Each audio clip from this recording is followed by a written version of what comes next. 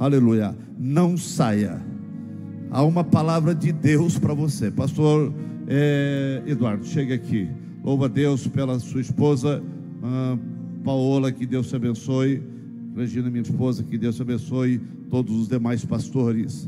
Queridos irmãos, sabemos que foi o início aqui no ginásio, começou já sábado, teve toda a parte comemorativa, porque são 40 anos, 40 anos Gideões, regado com lágrimas, com fé, fazendo o trabalho nesse Brasil e mundo afora.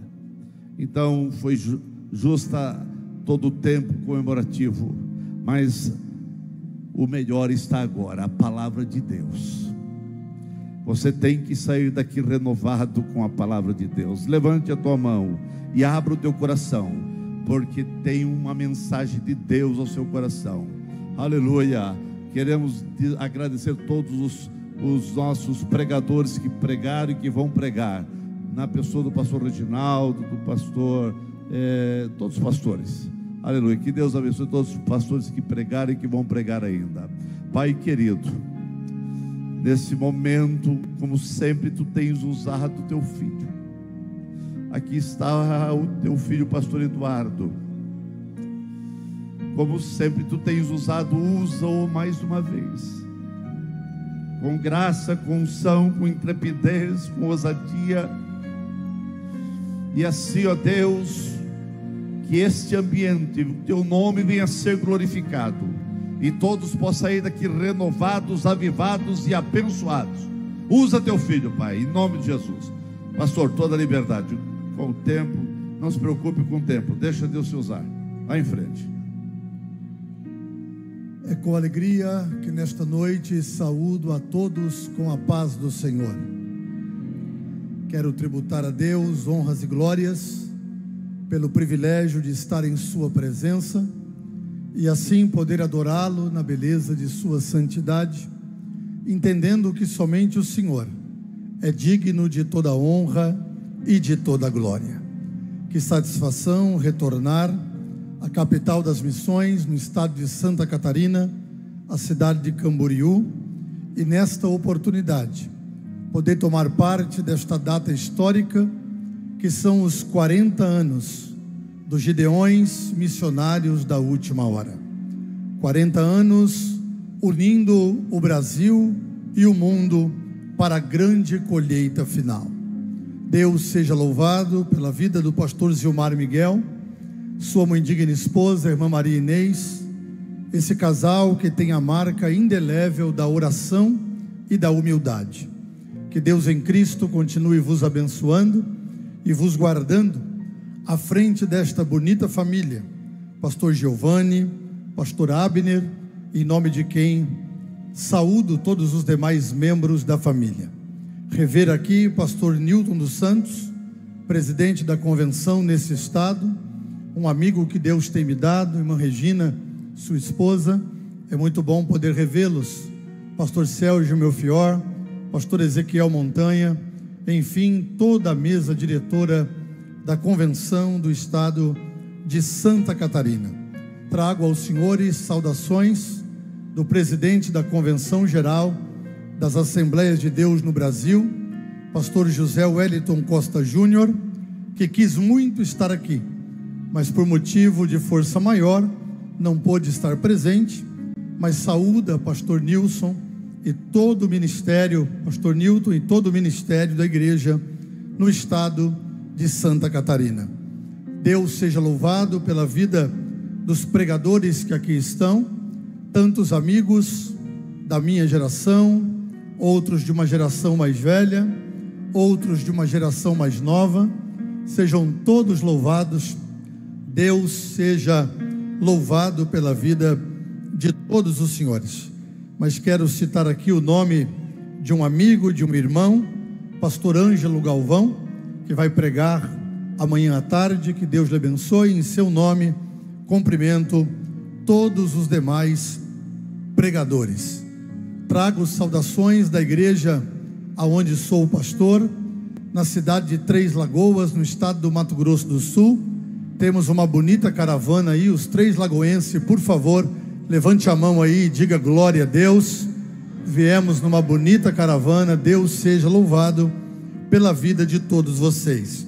Aproveitando o ensejo, quero apresentar aos irmãos uma obra que Deus tem me dado, que está sendo lançada hoje pela editora Calel, O Mundo e os Ministros do Evangelho. É o primeiro livro do pastor Eduardo Lopes. Se você quiser adquirir, só passar ali no estande da editora Calel e adquirir o seu exemplar. Quero convidar a todos que, por favor, abram vossas Bíblias, e enquanto fazem isso, no livro do profeta Isaías, no capítulo de número 42, eu quero louvar a Deus pela vida da minha esposa, irmã Paola. Estamos indo para 23 anos de casado, temos 2 filhos, Eduardo Júnior, esse menino bonito, que tem 15 anos de idade, e a Giovana Vitória, que está ali, com 4 anos de idade. Deus seja louvado pela família que Ele tem me dado. Eu gosto muito da expressão, abra sua Bíblia, ou abramos nossas Bíblias. A Bíblia demorou 1.600 anos para ser escrita, 16 séculos, 40 escritores, mas só um autor, Deus através do Espírito Santo. Nenhum outro livro com mais de 100 anos pode ter o autor presente quando se abre, mas a Bíblia, a Bíblia Sagrada, toda vez que nós a abrimos, o autor se põe de pé para dizer: eu velo sobre a minha palavra para cumpri-la. Quantos nesta noite vieram ouvir o Deus que fala falar? Dê o maior grito de glória a Deus que você puder neste recinto. Deus tem uma palavra para o nosso coração. Livro do profeta Isaías, capítulo 42 e o versículo de número 3. Vamos evocar a autoridade do texto sagrado.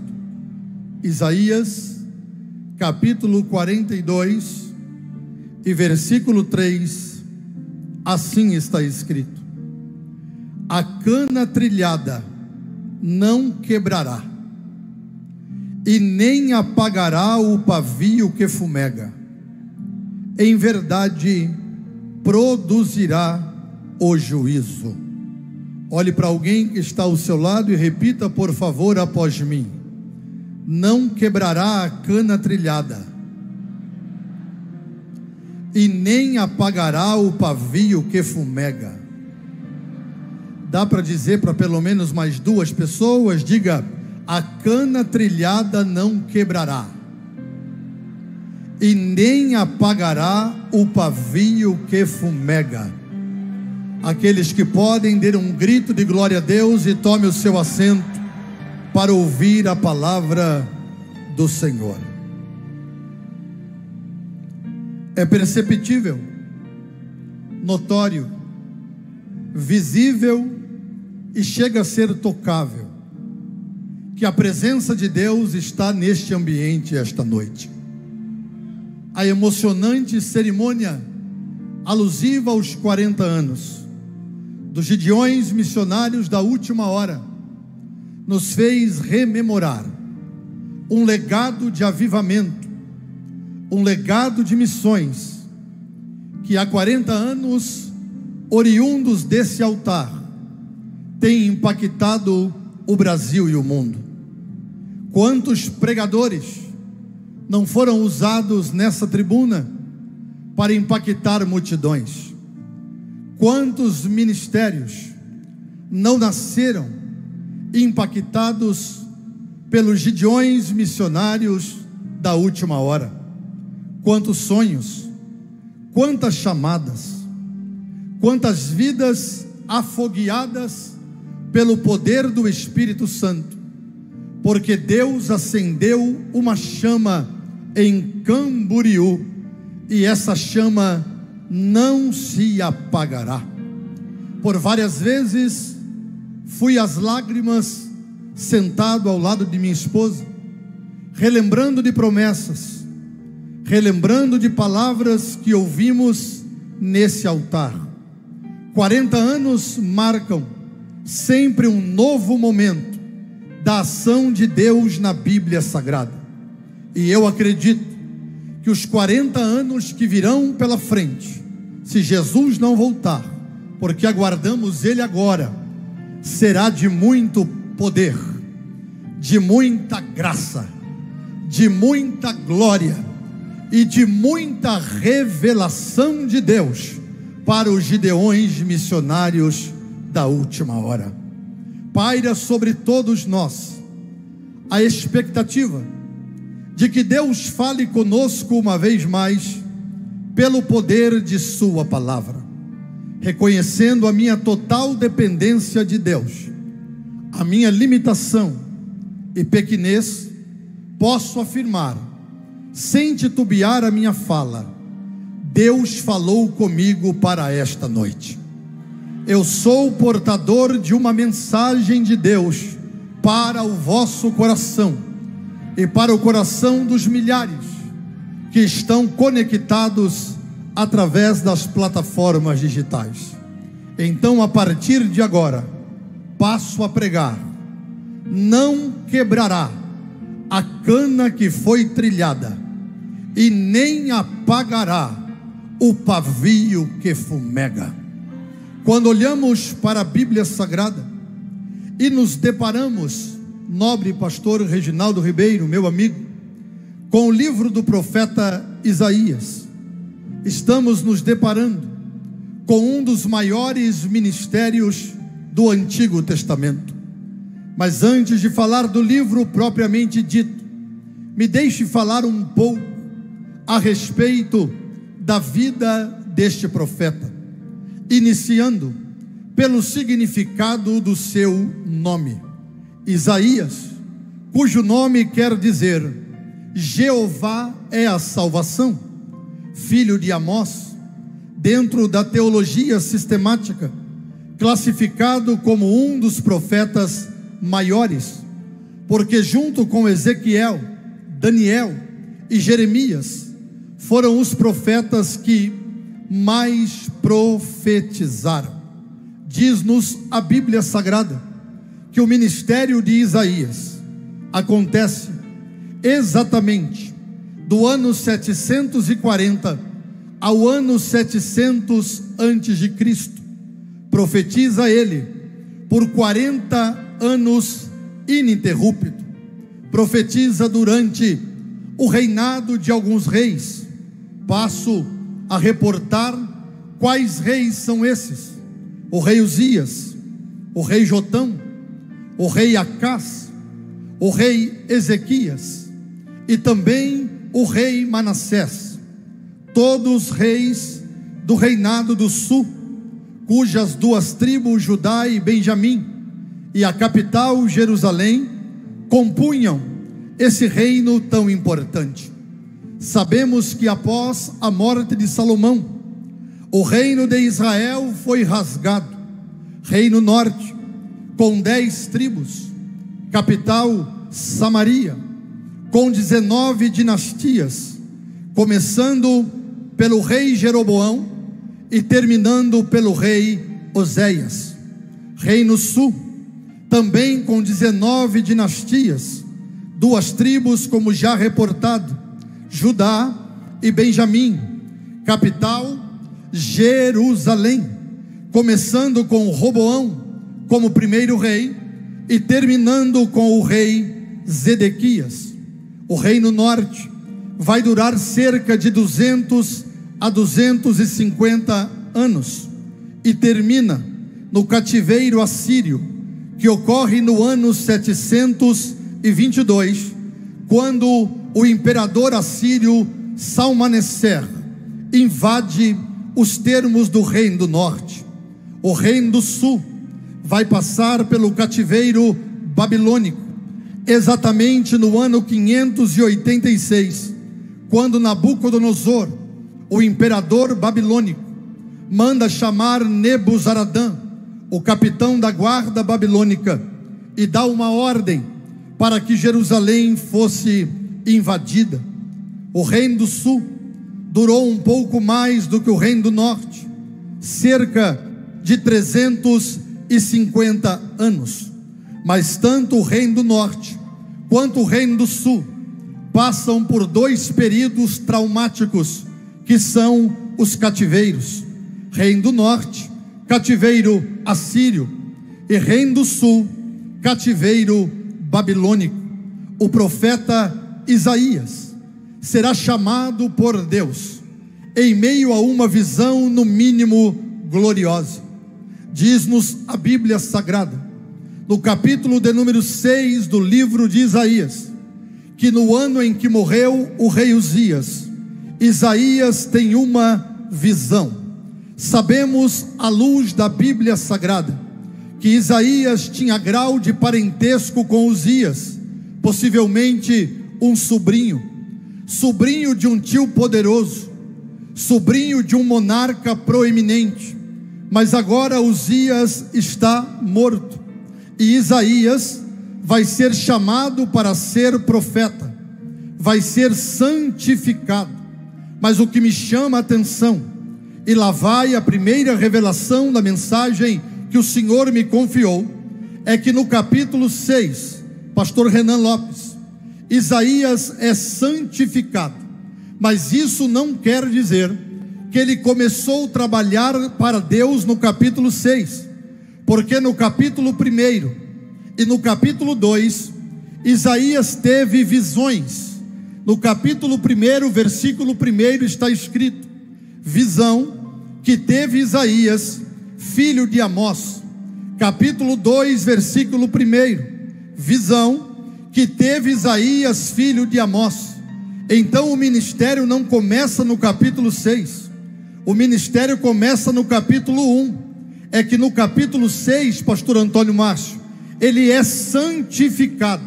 E aqui vem a minha preocupação, e que vem queimando a minha alma desde quando Deus me deu a mensagem. No capítulo 1 ele tem visão, mas ainda não é santificado. No capítulo 2 ele tem visão, mas ainda não é santificado. O que nos assusta nesse tempo é o tanto de gente tendo revelação sem ser santificado. É o tanto de gente pregando, revelando, sem ter experiência e nem vida com Deus. Há de se entender que ministério não é aprovado pelo tanto que Deus te usa, mas sim pelo tanto que Deus te aprova. O que está me assustando nesta geração é que tem muita gente trabalhando para Deus sem estar com Deus. Tem muita gente achando que ministério é performance, é vanglória, autopromoção, fama na internet. Ministério vai muito além disso. Ministério não é o tanto que Deus te usa, ministério é o tanto que Deus te aprova. Que aqueles que têm visão também sejam santificados, que aqueles que pregam entendam que ainda que muitos valorizem mais o carisma do que o caráter, Deus é um Deus que valoriza caráter, compromisso, santidade para com a sua palavra. Deus não quer só te usar, Deus quer te aprovar. Se você tem coragem de me ajudar, levante o dedo indicador da mão direita, que é o dedo de profeta, aponte para alguém e diga assim: ele não vai só te usar esta noite, essa noite ele vai te santificar. Diga para pelo menos 3 pessoas: não é só ser usado, é ser aprovado. E ainda tem brasa de Deus no trono, ainda tem anjo, ainda tem tenaz para santificar a vida do profeta.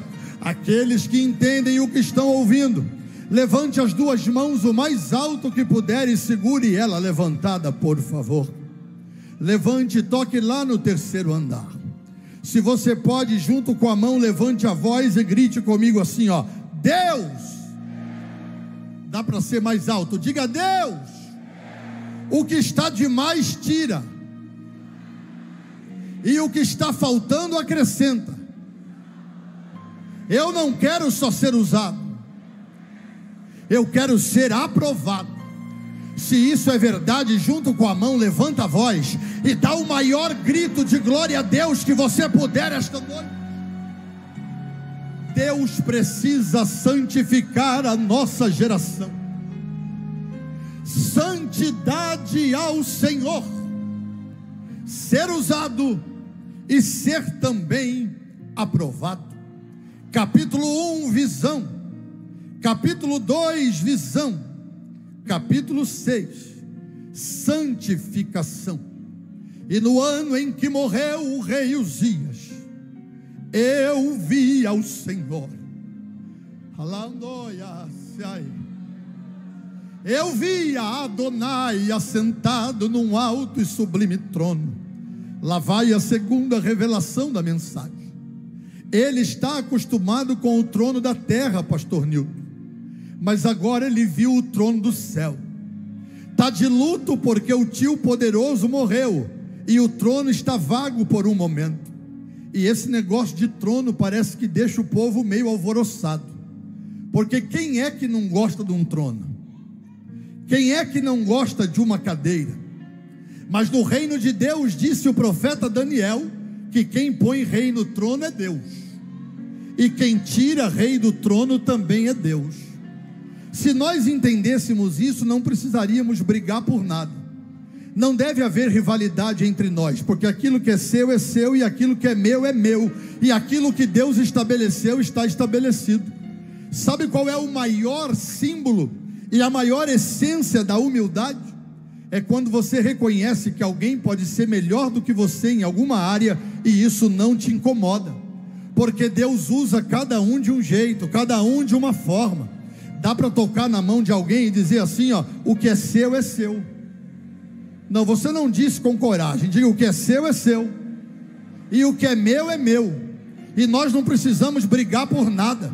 Então lá vai, caia por terra as rivalidades, caia por terra as vaidades humanas, caia por terra o poderio que os homens tanto querem ostentar. Aquilo que é seu, aquilo que é meu. Então você pode pôr a mão a alguém e ministrar assim, ó, eu quero te ver crescer.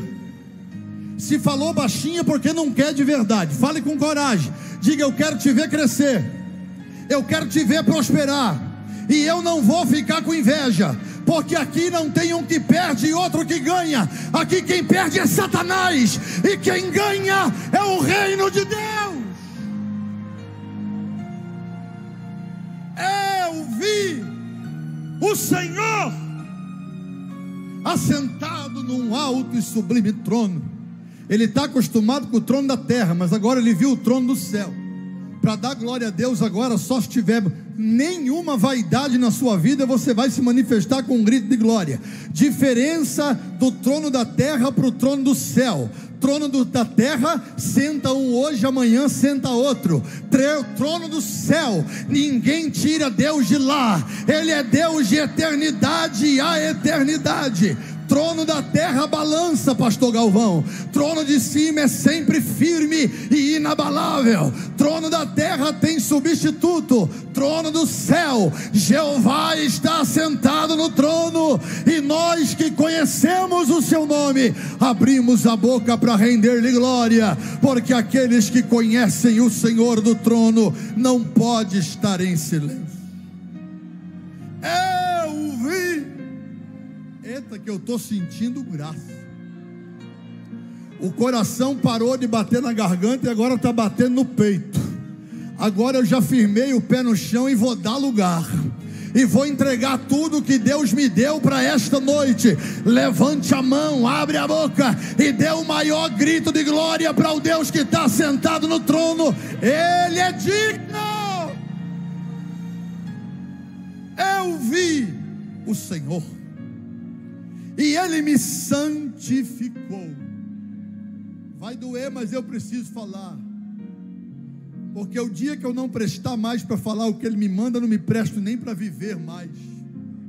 Ele me santificou e me disse: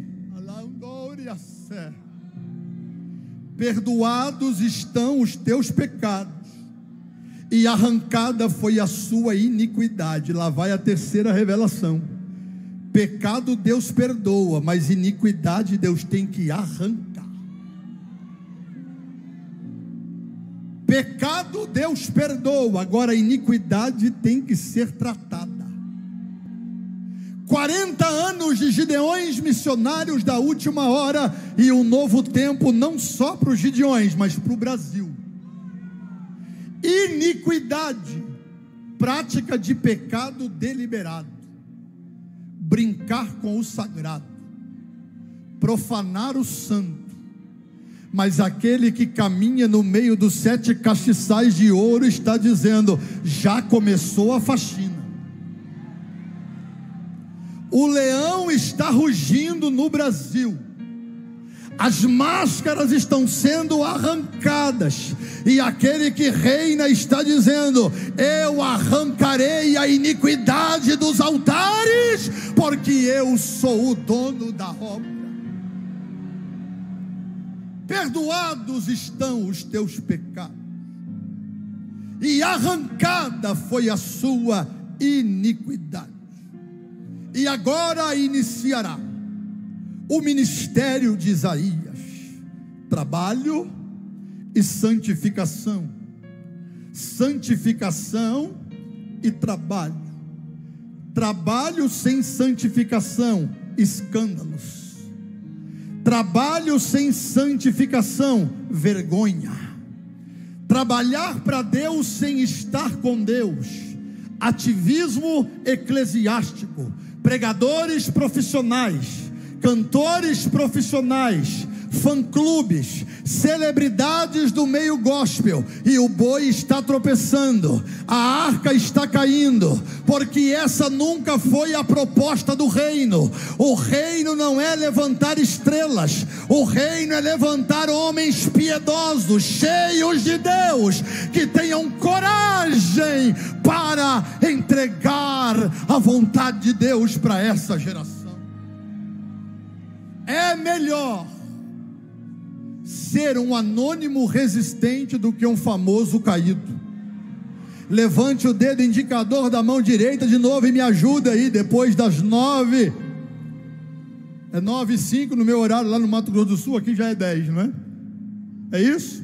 Mas me ajude aí depois das 10. Levante o dedo indicador da mão direita, balance ele novamente e diga para alguém assim, ó: ele não te chamou para ser famoso. Se falou baixinho é porque quer ser famoso. Diga com coragem. Diga: ele não te chamou para ser famoso, não te chamou para ser celebridade, não te chamou para ser fã-clube, para ter fã-clube. Ele te chamou para ser fiel, porque é melhor ser um anônimo resistente do que um famoso caído. Se tem uma meia dúzia de gideonita que concorda, faz alguma coisa para adorar, levanta a mão, abre a boca, dá um salto dessa cadeira. Deus está falando conosco.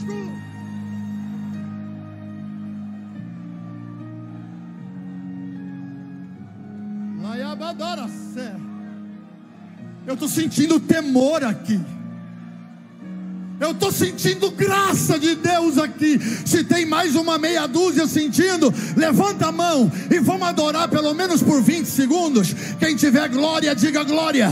Quem tiver aleluia, diga aleluia. Aonde houver alguém batizado com o Espírito Santo e com fogo, adore a Deus em outras línguas. Eu vou me calar por 20 segundos para te ouvir adorar.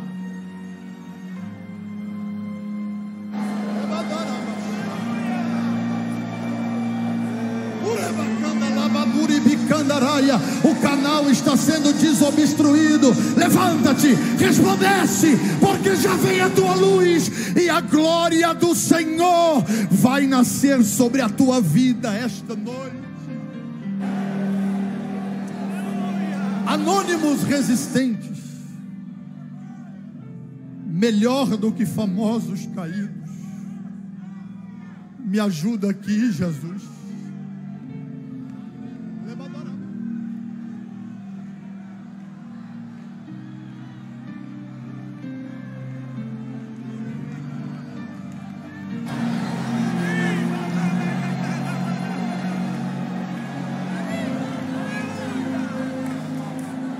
Santidade ao Senhor. resgatemos a essência ministerial a qual fomos ensinados. O livro de Isaías é um livro que retratará o seu ministério. O livro divide-se-á em 7 partes.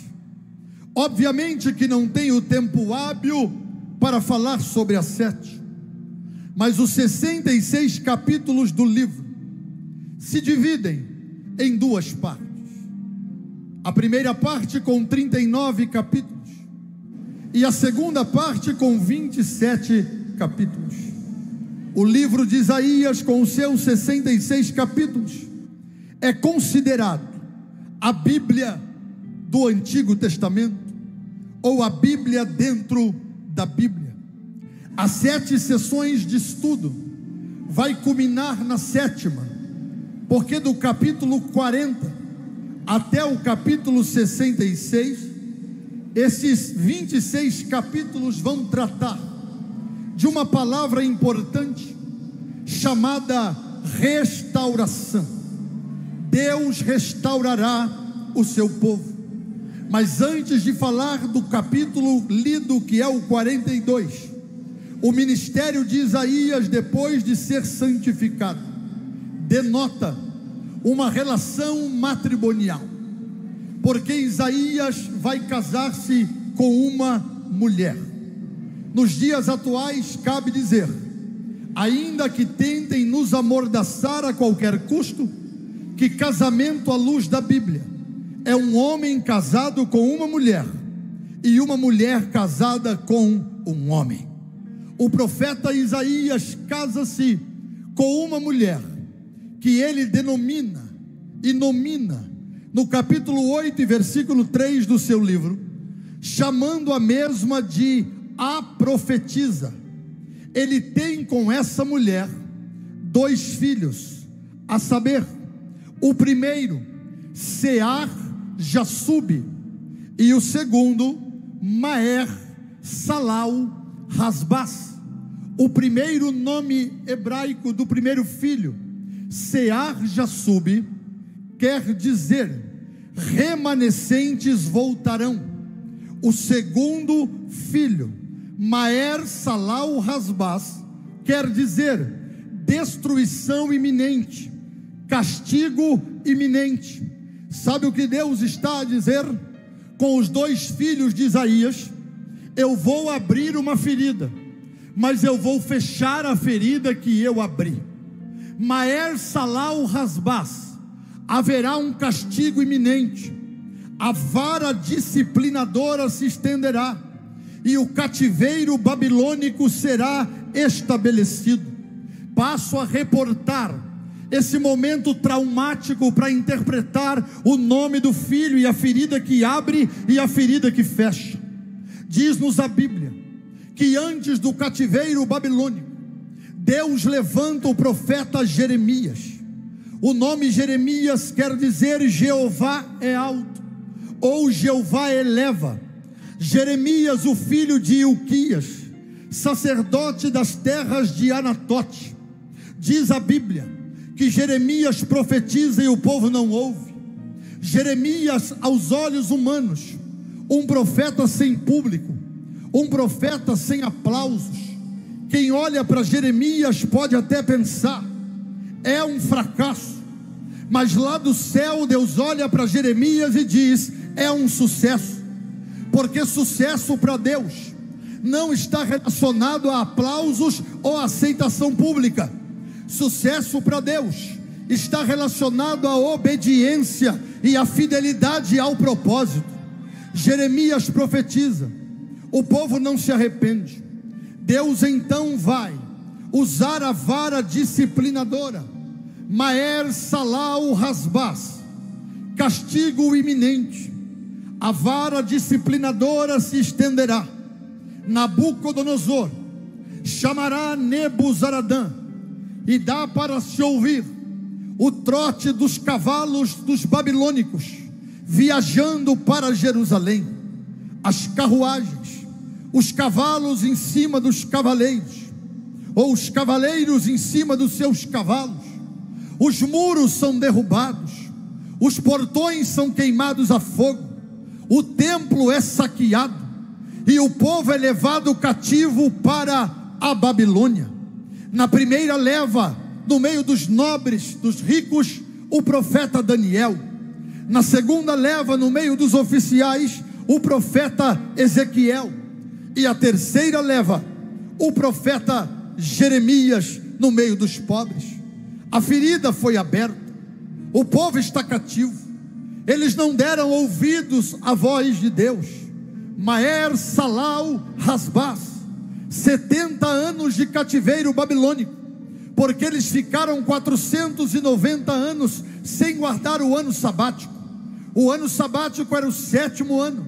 6 anos tinham que trabalhar na terra, mas no 7º eles tinham que descansar e confiar em Deus. Ficaram 490 anos sem guardar o ano sabático. Agora, pegue 490, divida por 7, que é o número do ano sabático, vai dar exatamente 70 anos de cativeiro babilônico. Eles estão na Babilônia, e os babilônicos dizem a eles: cante um cântico de Sião, e eles não podem, porque as harpas estão penduradas nos salgueiros. Quando é que a ferida fecha? Quando eles aprenderem a lição. Quando é que a ferida vai fechar? Quando eles aprenderem a não se misturar mais com a idolatria, com os pecados de promiscuidade sexual. Quando eles aprenderem que servir a Deus deve ser com integridade e com santificação. O cativeiro babilônico termina. O mesmo Deus que levantou Nabucodonosor, agora levanta Ciro, imperador medo-persa, liberta o povo da Babilônia. O primeiro nome do filho de Isaías se cumpriu, Maer Salal Hasbaz, mas o segundo também tem que se cumprir, Sear Jassub. Os remanescentes voltarão, e isso aqui é para dar pelo menos um grito de glória. Caia quem quiser, Deus sempre vai ter um remanescente para estar de pé. Se suje quem quiser, Deus sempre vai ter um remanescente para continuar limpo e servindo a Deus com integridade. Eu vou liberar uma palavra, reaja como você quiser, mas reaja. Haverá restauração, haverá um remanescente fiel, haverá alguém que se levantará para servir a Deus em novidade de vida. Você está proibido de desistir, porque a aparência que nos dá olhando é que a situação degringolou-se, mas Deus está falando com alguém aqui. Pode parecer que os injustos estão vencendo, mas no final da história veremos de quem é a verdadeira vitória. Se você é fiel e não vai se entregar, e acredita que os remanescentes estarão de pé, custe o que custar, levante a sua voz e libere um grito de vitória neste santuário. Libere um grito de glória a Deus neste santuário. Deus sempre terá um remanescente fiel.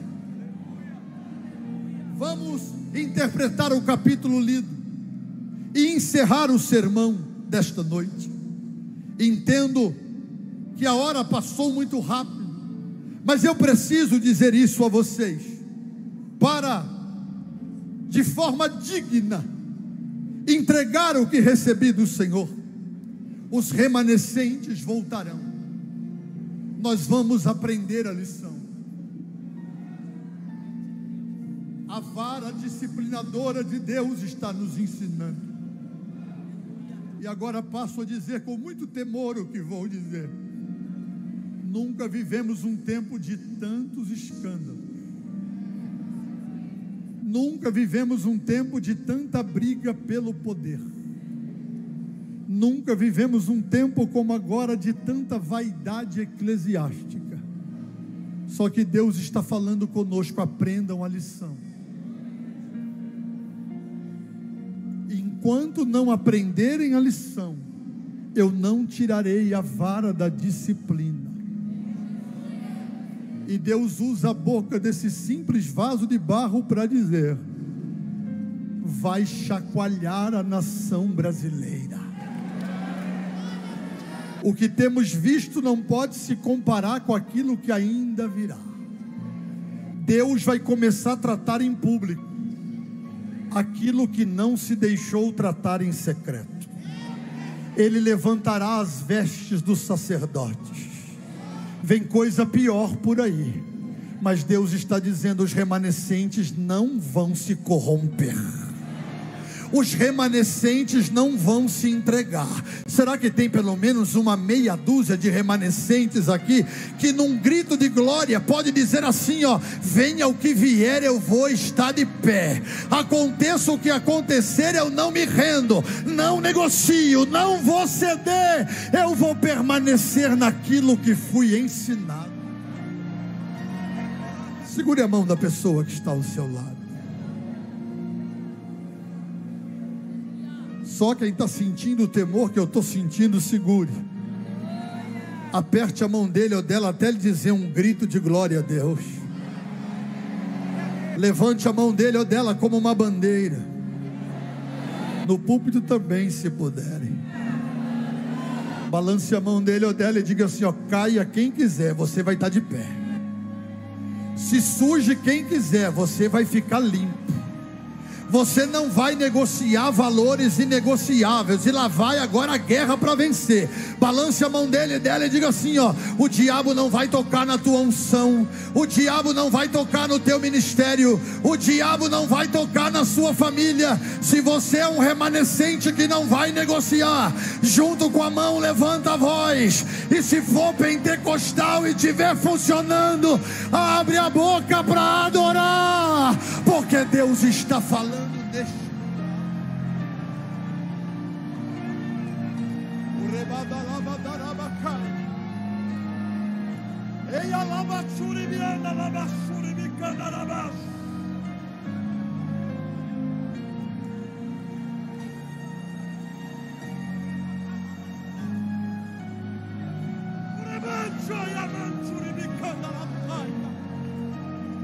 Não tem negócio.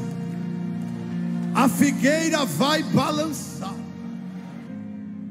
as estruturas chacoalharão, mas vereis outra vez a diferença entre o que serve a Deus e o que não serve. Libere esse grito de vitória que está entalado na sua garganta. Libere esse grito de aleluia que está entalado na sua boca. Deus está falando conosco. Capítulo 40 ao 66, e eu concluo.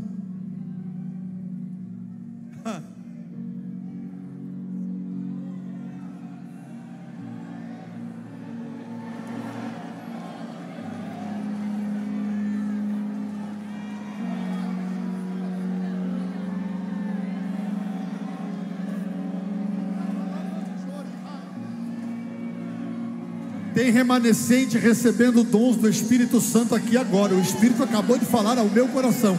Deus está colocando dons perfeitos em vasos imperfeitos. Ninguém te viu, mas Deus te viu. Ele está vendo a tua sinceridade, a tua integridade, e Ele está falando contigo. Eu estou te entregando ferramentas do Espírito esta noite. Capítulo 40 ao 66. Restauração. 42. Eis aqui o meu servo, a quem sustenho, o meu eleito, em quem se compraz a minha alma. Pus o meu espírito sobre ele. Juízo produzirá entre os gentios. No meu filho Jesus repousa a minha glória. Não clamará, não se exaltará, nem fará ouvir a sua voz na praça. Não chamará a atenção para si, porque quem é não precisa mostrar que é, e quem tem não precisa mostrar que tem. Termino no 3. A cana trilhada não quebrará. Cana aqui meu querido sobrinho Guilherme Galvão, não é cana de açúcar, porque no Egito, na Síria e também nos termos de Israel, não se cultivava cana de açúcar. A cana aqui eram plantas caníceas que tinham caules grandes e sustentavam flores bonitas. Essas plantas, muitas delas, ficavam na beira da estrada, e elas podiam ser machucadas pelo vento, pelo sol, pelo trote dos cavalos e pela roda das carruagens. Essas plantas, machucadas muitas vezes, tinham raízes, e quando alguém olhava para elas machucadas, diziam: não servirão mais para nada. Mas a cana que foi machucada, seja pelo trote dos cavalos, ou pela roda das carruagens, ou pelas tempestades da vida, não será quebrada. Sabe o que Deus está falando? Eu vou restaurar aquilo que está machucado, eu vou restaurar aquilo que foi ferido. 40 anos que uma planta foi plantada em Camboriú.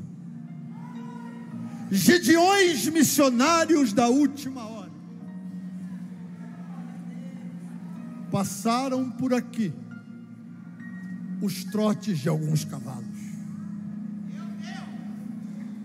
passaram por aqui as rodas de algumas carruagens. O diabo lutou muito contra essa plantação.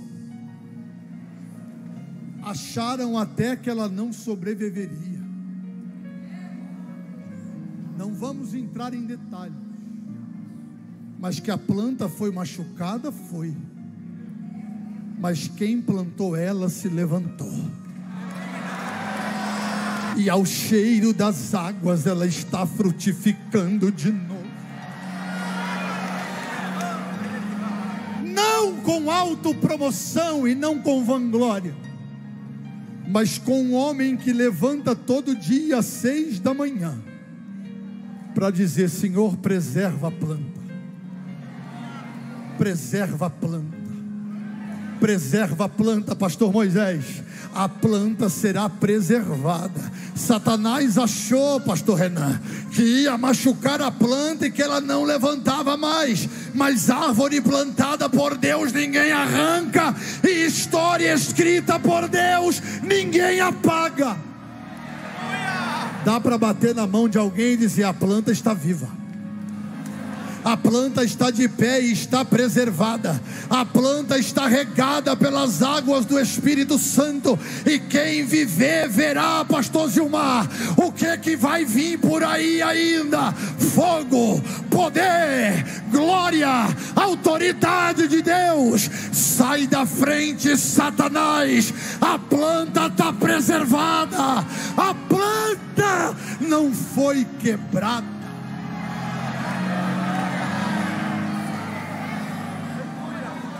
Aonde houve vergonha, haverá honra. Vou repetir até você reagir. Enquanto não reagir, eu não paro. Aonde houve vergonha, haverá honra. Aonde houve descrédito, haverá crédito. Aonde houve desconfiança, haverá confiança. Altar profanado será altar santificado. Brada o Espírito de Deus: a planta está viva, a planta está viva, a plantação está viva, está viva, está viva, Gideões, está viva. Não foi quebrada a planta machucada. E para terminar, fechei a Bíblia. Não vai apagar o pavio que fumega. 40 anos queimando, não é agora que vai apagar, pastor Neutinho. 40 anos queimando. É verdade que tem muito borrão que ainda precisa sair, mas a espivitadeira de ouro está pronta. Jeová vai limpar o pavio. Vai queimar, vai queimar, vai queimar. Não vai apagar o pavio que fumega. Então recebe e reage. Jesus assopra no pavio, o fogo pega. Jesus assopra no pavio, o fogo pega. Pega, pega, pega. O fogo pega. Jesus assopra no pavio, o fogo pega. Aleluia! Quantos pavios estão incendiados aqui esta noite? Pegue na mão da pessoa que está ao seu lado e eu termino. Aperte a mão dele até ele dizer um glória a Deus. Não, se o glória a Deus foi baixo, é que o pavio está com borrão. Aperta a mão dele até ele dizer um glória a Deus, um aleluia. Balance a mão dele, diga assim, ó, não vai quebrar a cana, a planta não será arrancada e nem vai apagar o pavio que fumega. Levanta ele dessa cadeira, dá um salto, fica de pé. Deus está falando conosco. Ele vai incendiar pavio. Bruno, Pedro, cadê seu microfone, meu?